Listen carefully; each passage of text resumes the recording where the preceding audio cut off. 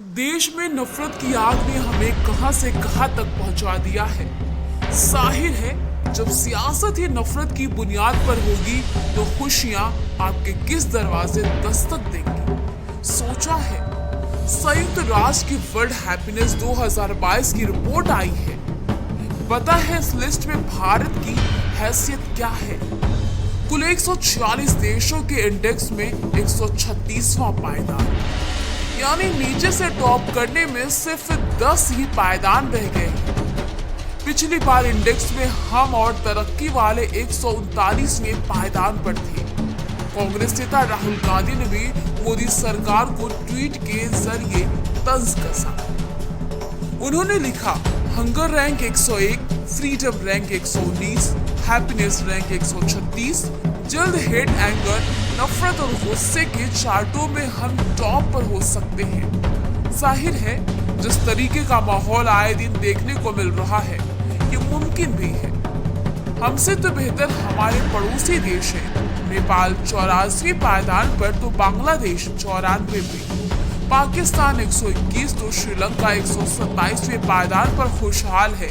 मगर हमारा देश भारत भी इससे गैर गुजरा है। जबकि फिनलैंड नंबर 1 पर है लगातार 5वें साल भी। दूसरे नंबर डेनमार्क, तीसरा देश आइसलैंड और चौथा स्विट्जरलैंड, पांचवा देश नीदरलैंड, जबकि अंतिम पायदान पर अफगानिस्तान विराजमान है। जिस तरह हम आगे बढ़ रहे हैं लगता नहीं कि हमारा कंपटीशन नंबर 1 देश फिनलैंड से है। अब हाल में 5 राज्यों के चुनाव ही लीजिए, क्या बताने की जरूरत है। विकास के मुद्दे के बजाय क्या बयानबाजियां हो रही थी। अब छोड़िए ना किस किस का नाम लिया जाए। गुजरे दिनों में कोरोना की त्रासदी में आपने क्या क्या नहीं देखा। उसमें भी किस तरह से नफरत का माहौल बनाया गया। क्या भूल गए संविधान की धज्जियां उड़ती रही। हम भारत के लोगों की भावनाओं को छलनी किया गया।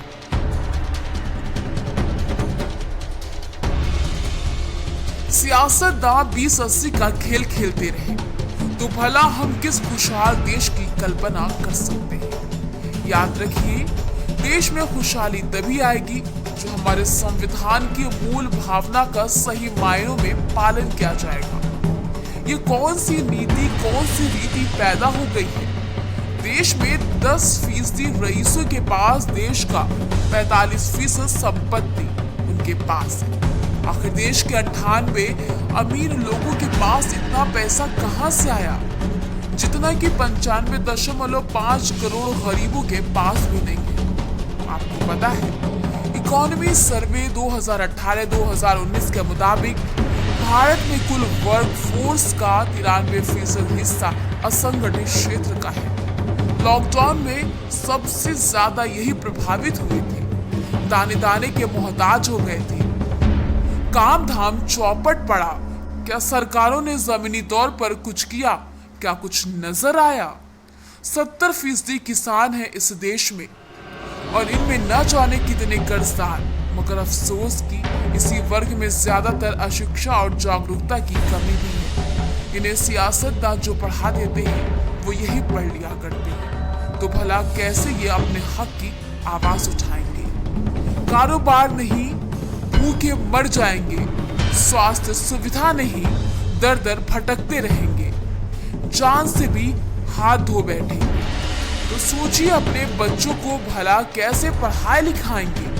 सरकारी स्कूलों में तो पढ़ाई राम भरोसे है, प्राइवेट में पैसे की मार है और ऊपर से कारोबार नहीं, जेब खाली है। अगर देखें तो जितना कसूर देश के इन नेताओं का है उतना हम आपका भी। इसलिए आज हम खुशी देशों की लिस्ट में 100% नजर आ रहे हैं। ये बड़े दुर्भाग्य की बात है। इसलिए एक दूसरे से नफरत करना छोड़िए।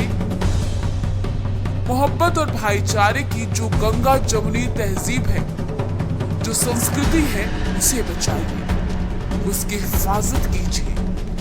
फिलहाल इतना ही। हमारे चैनल को जरूर सब्सक्राइब कीजिए। जय हिंद।